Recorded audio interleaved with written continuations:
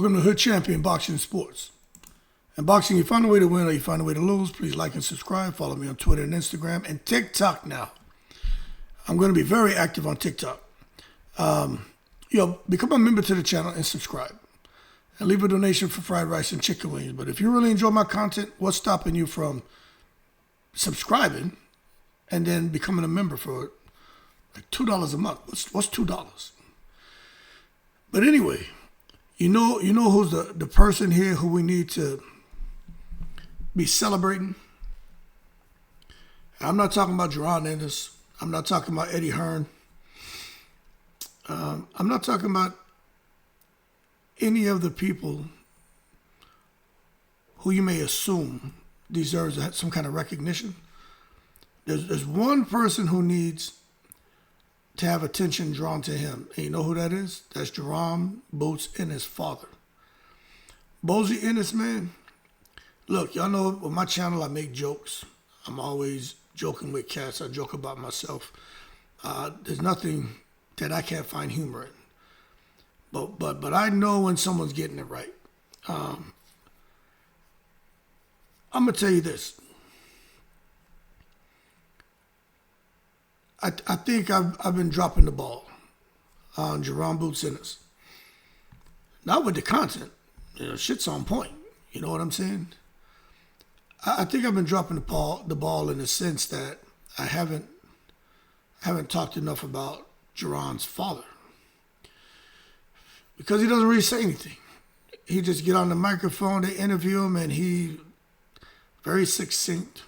And all you get out of him is, you know what I mean? Not I mean. Yeah, Boots. I've been telling you, training him since he was a kid. I mean. That's it. You don't get him to say nothing. He's not going to say nothing bad about anyone, nothing negative. He will defend himself, but even so, he's very careful with his words. I respect that. But he said something during an interview yesterday, and I felt the individual was trying to bait Bozy Ennis to say some stuff that maybe he will regret later. See, I'm looking for my water. Now, what happened, right?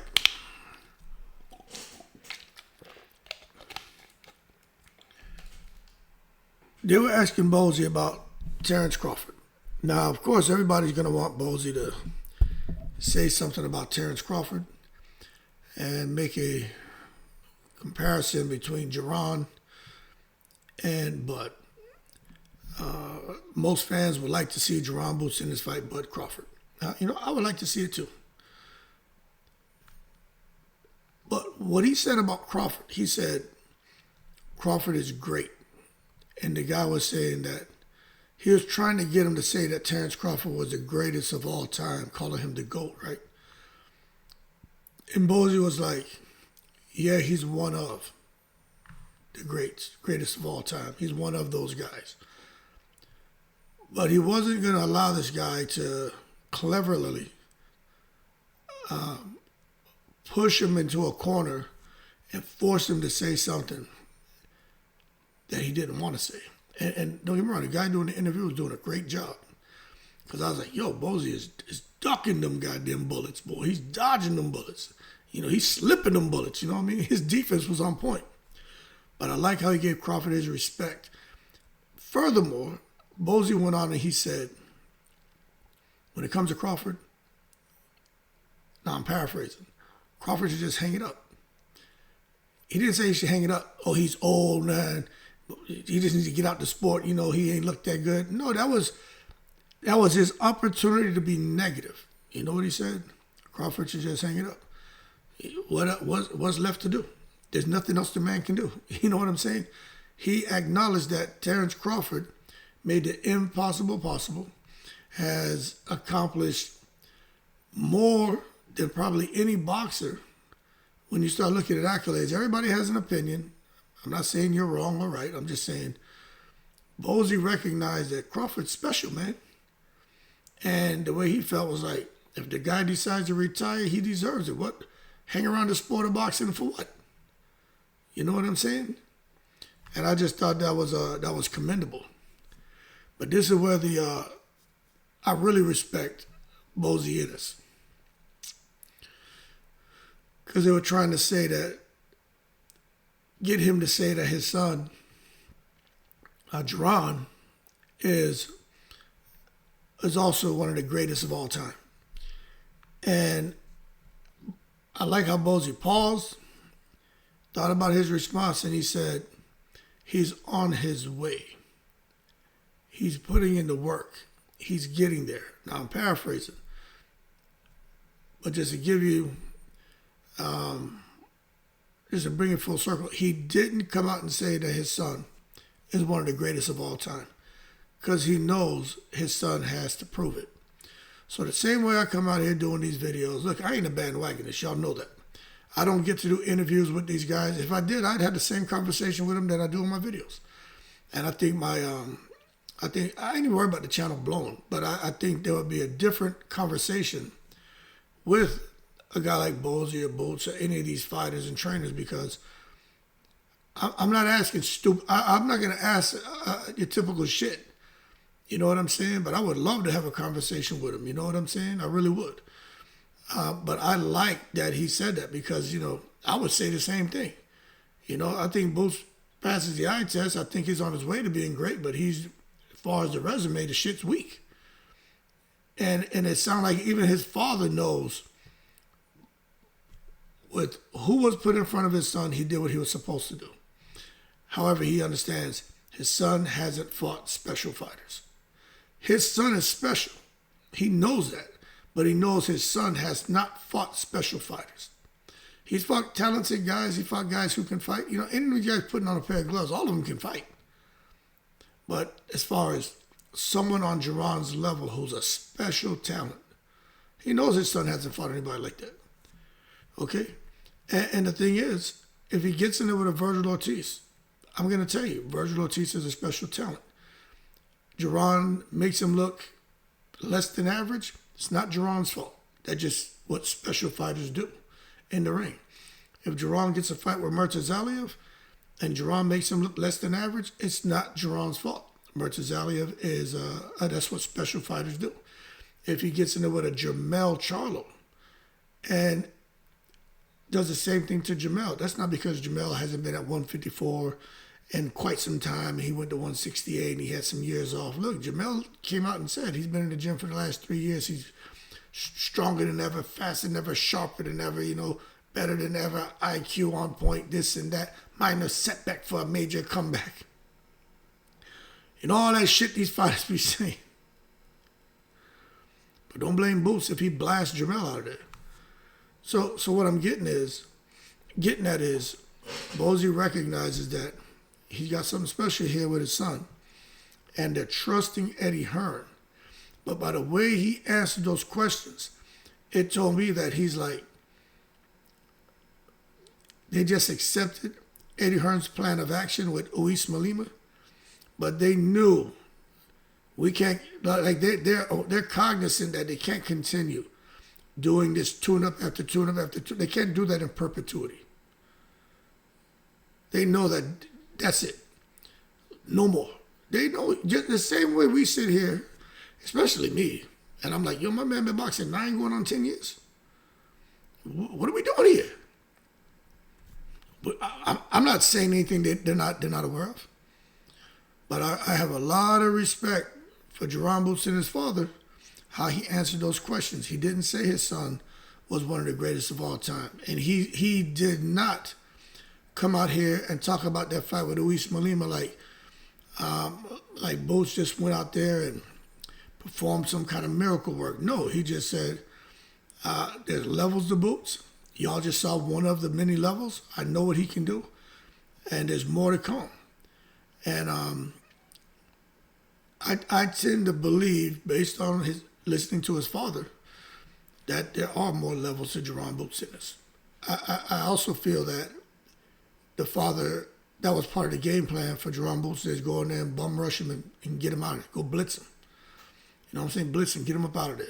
Daniel Jacobs, Peter Quillen, get his ass up out of there. Because the father was talking about getting him out of there in round 3, round 4. it won't go that long, 3, 4. And Boots got him out there in 1. So even the father didn't expect him to get Uisma Lima out of there that fast. But he knew it wouldn't go long. And Jaron just went, green light, go. All gas, no brakes. And put the Philly beans, Philadelphia, with them damn Blue Jay colors and Canary colors and shit up there in the event last night. So for me, I respect that because I just think in boxing, when you have someone like Bozy Ennis on your team, whether he's your father, your trainer, you're going to get some truth in your corner. And to me, Bozy Ennis, he provided a whole lot of truth. In the interview, I think he provides a lot of truth in the corner, not only for Boots, but for all of his fighters. In particular, Andy Cruz and now Jack Catterall and other people who he works with. And I think for Jaron Boots Ennis as his father, he's always going to get the truth. And I think that's one of the advantages that any fighter working with Bozy, that's one of the advantages that they have. And other fighters, I don't know if they have that. Because I'm going to take it back to last night when you see that there was one person not celebrating that win, and that was Bozy Ennis, Jaron's father, Jaron's trainer. He didn't jump, he didn't scream, he didn't overhype. He's the one that was cool as a cucumber. And he just said one sentence that I can remember. Something like, Jaron did what he was supposed to do. Boom, done, pack up shop, let's go on home. He wasn't doing all the electric slide and at the barbecue bullshit like Eddie Hearn. Who got the mash? Who got the potato salad here? And just such food fight. Barbecue chicken and shit flying around and all that. Nah, he wasn't doing that. Coleslaw, what? He wasn't doing all that. We ain't gonna take it to the stupid man and turn this shit into some party and celebrate. What we celebrating? You know what I'm saying? Bozy, he the voice of reason over there. He's like, what we celebrating for? You know what I mean? We out here, man, you goddamn Cupid shuffling for what? DJ, turn that fucking music off. Ain't nothing to celebrate here. We said what we had, did what we had to do, what we were supposed to do to somebody like that who doesn't belong in the ring with us. We make sure he and the fans know this guy don't belong in here, and you do what you're supposed to do. You get him up out of there. And we called out just about everyone who we can remember off the top of our heads. And we're here now, and now we're ready to do our thing and really step up at 154 and dominate.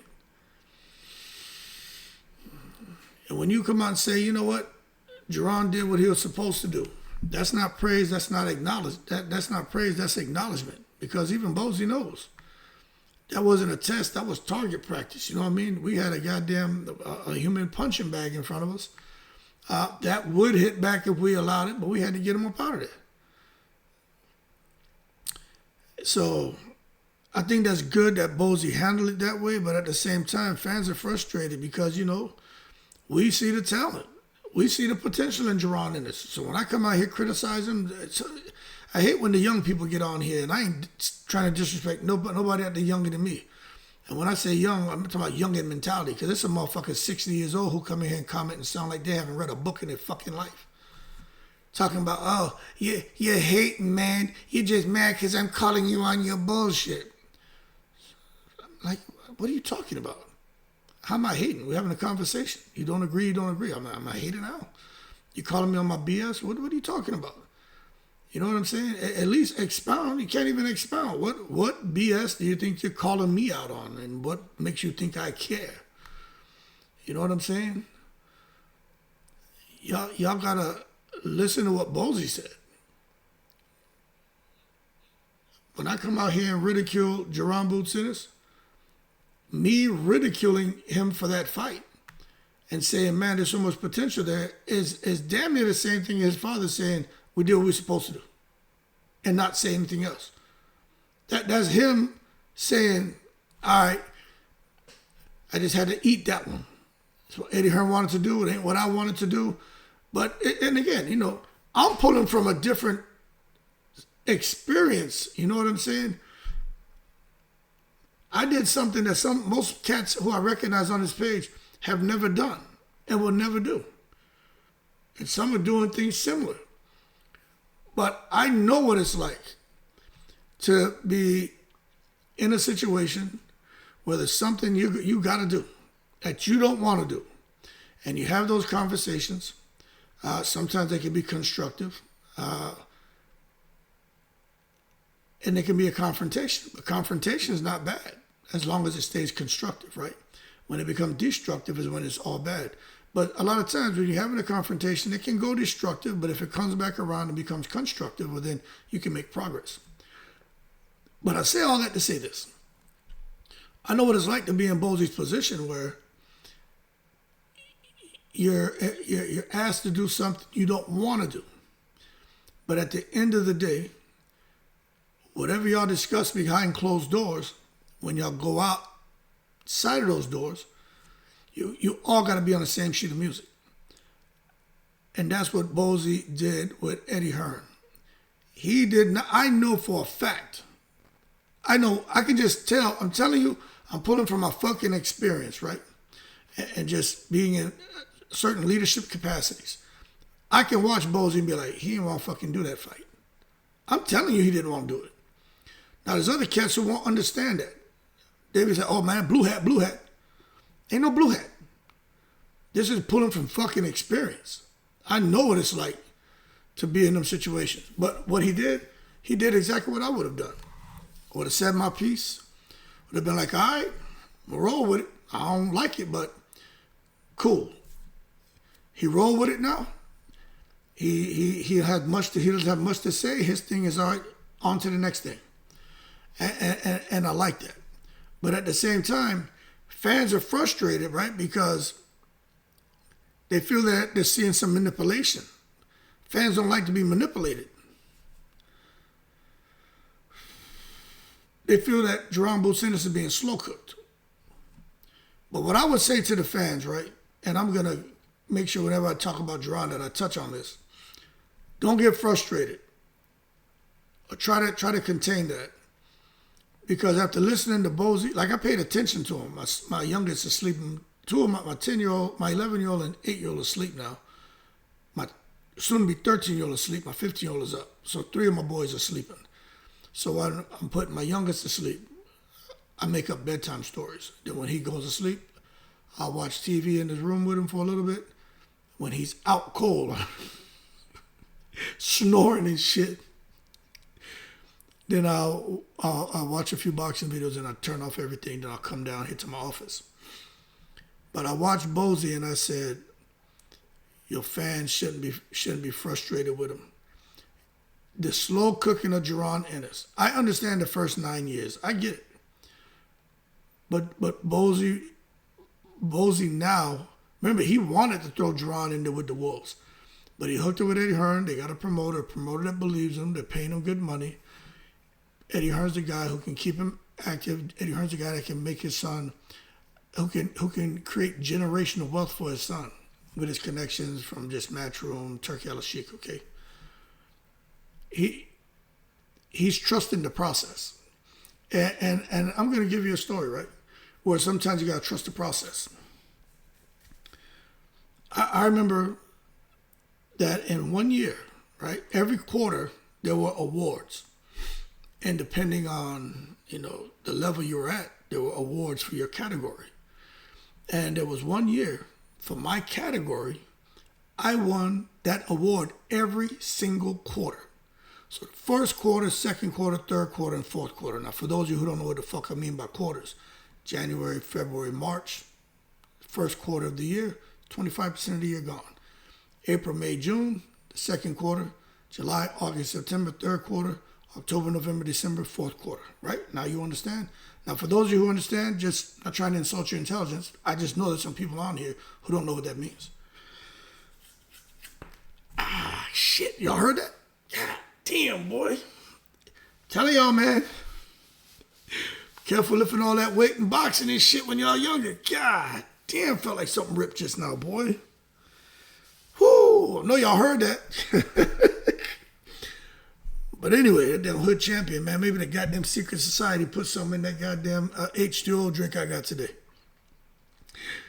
But, so you would think, right?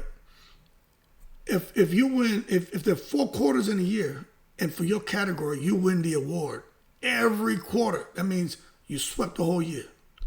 And at the end of the year, there's an annual award for your category.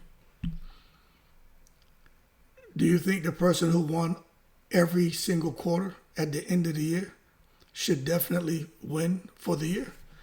Because if you're looking back on what a person did the whole year, and you had this one person in every quarter where you're using this criteria to determine who's your best guy for that quarter, and you have one individual win every single quarter, at the end of the year, it should be a no-brainer. That person should win, right?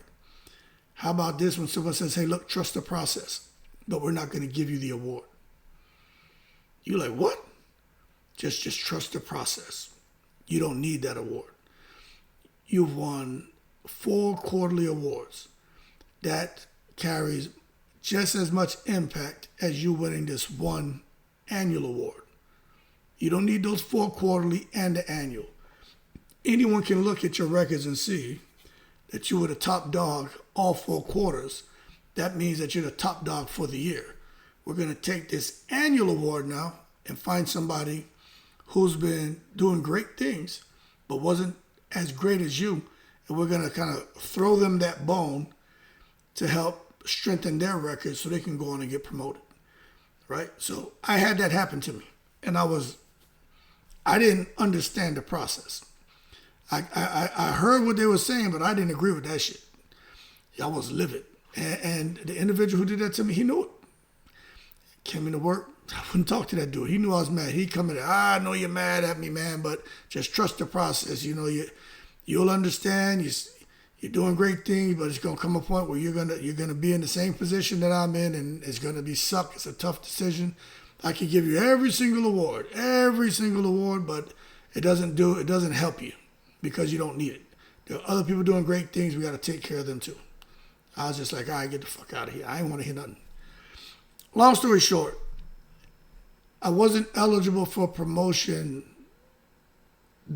that year, but all those awards were in my records. The next year, I was eligible for promotion, and I ended up making the last. So I was enlisted. I made my last rank. I made it first time. So I got several promotions first time out, and to get those promotions, especially the rank that I was at, the very last rank, you can't go no higher. That shit's not easy. But I made that shit the first time out. And that's when I was able to look back and say, all right, I understand now. Because sometimes you got to go through the experience, you know what I'm saying? A person can talk to you, they're blue in the face. If you can't see what it is, you can't visualize what they're trying to convey to you, or you don't have the experience, whether it's explicit, tacit, it doesn't make sense to you. You can't grasp what it is that they're trying to get you to understand until you go through. But once I went through it and everything came full circle, I was like, yo, you're right, I apologize. And he didn't do nothing but laugh. And lo and behold, a few years later, I was in the same position, telling people the same shit. So when I talk about trusting the process, and I watch Bozy, I think Bozy is one of those guys who had to trust the process, and he's sitting back and just letting things play out. And I think the fans need to kind of understand and trust the process with what Eddie Hearn is trying to do. But it still sucks because in boxing, you know what? Maybe there are levels of Jaron Ennis that we don't see.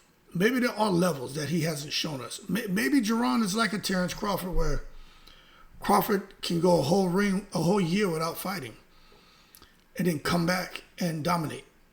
You'd never think this man was out the ring for a year. No ring rust, no nothing.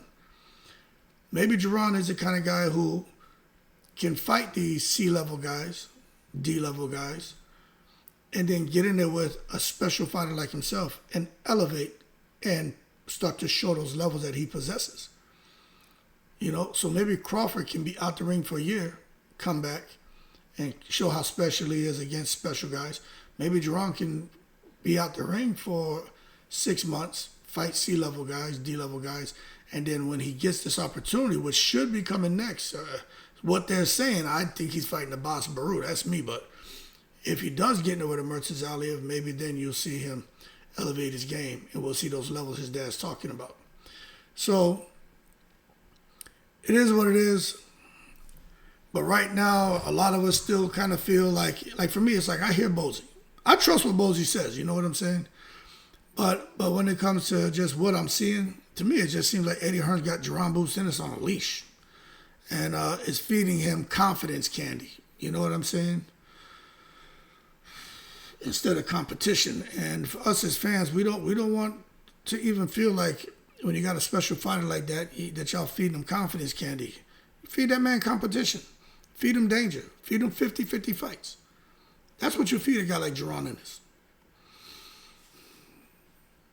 But when he gets some knockouts like what he did against Uisma Lima, I just think that's hiding the truth of what he really is and what he really can do to a special opponent. I don't want to see him get a highlight reel knockout over a guy named Uisma Lima.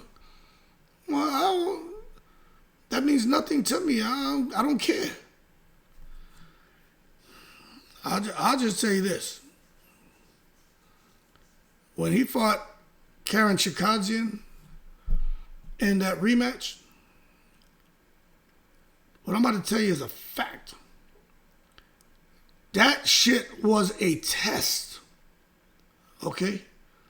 That rematch with Chikadzian, Jaron Boots Ennis was tested.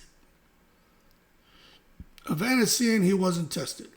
Amantis Standing Units, he wasn't tested. Uisma Lima, he wasn't tested. If he fights a Boss Baru, we got to wait and see. I don't think he's going to really be tested. But that second Chikadzian fight, he was tested and he got touched big time by Chikadzian. I just think if he wants to be great, he's got to go on to risk something, man. He can't just be another champion out here with a padded record and fancy footwork. He's got to do the business. But let's see if he can truly get tested but not get touched in his next fight if it is against Virgil Ortiz. But they're even saying if it's not Virgil Ortiz, they want the other big name guys. So I respect that. You know, they're not saying the Boss Baru's name. That name, they ain't saying it. Eddie Hearn mentioned it, but he didn't. He just kind of threw it out there real quick. You know what I'm saying? He just kind of threw it out there. You ever been out shopping and some of them nasty ass in there, man? You walking down the aisle, someone farted on the aisle, and you walk in and you're like, oh, the hell is that? But as you walk past it, you know, it's like, okay, something happened just now. That's how Eddie Hearn is when he mentioned that at Boss Baru. You're like, what? The hell was that? What did he say? And then you kind of get beyond it. You're like, something happened. He said something. Did something happen? Then he go on to start talking about these other fighters' names. So we'll see what happens. I just think for Jaron Ennis, that fight with Uisma Lima, they wanted it to be a coronation. Instead, to me, it was more like a warning. A reminder that hype without challenge could lead to stagnation. And maybe Boots has the levels where the stagnation won't matter because he's just that special of a fighter that if he does fight Murtaza Aliyev next, he'll still get to put the bing-bings on him. So at least in Philly, it seems like they're celebrating the arrival of a superstar. But I think 75% of the hardcore boxing fans, we're not doing that. We're not celebrating nothing. We're like, okay, that was nothing but a glorified sparring match. So what do you want me to celebrate? This is a promoter manipulating us. We're far from slow. We may not be smarter than a fifth grader, but we got stalwart common sense. And that's what we saw last night was nothing but a glorified sparring match where the more experienced fighter did to the sparring partner what he shouldn't have done. You're not supposed to blast him about the ring like that. It just so happened it was an officially sanctioned bout, so anything went. I don't know. Let's see what's next for him, man. Is Boots elite? I don't think there's any question about that. There's something there. There's something there to Jaron Boots Ennis, but if he keeps walking through cherry-picked opponents, he might wake up one day and realize the sport passed him by, and Eddie Hearn already moved on to the next young prospect, man. So, good luck to Boots Ennis. But Bozy, I'm telling you, his pops, he's got his head on straight. Bozy is trusting the process, but he doesn't want Boots to fight no more guys like that. He doesn't want that. He doesn't want it. So I have a little more confidence in his father to make sure, son, I've been training you since you've been a baby. Not to bring you this far, going on 10 years in your professional career, to keep taking tune-ups. Now that we're at this level, we got the biggest stage, we've got the platform, we got the 2 money machines behind us, Matchroom and Turki Alalshikh. Just going out here and chase greatness. And the thing is, I think Boots can do it. But at the same time, well, maybe he's so special he can fight C and D level guys and come clip the elite.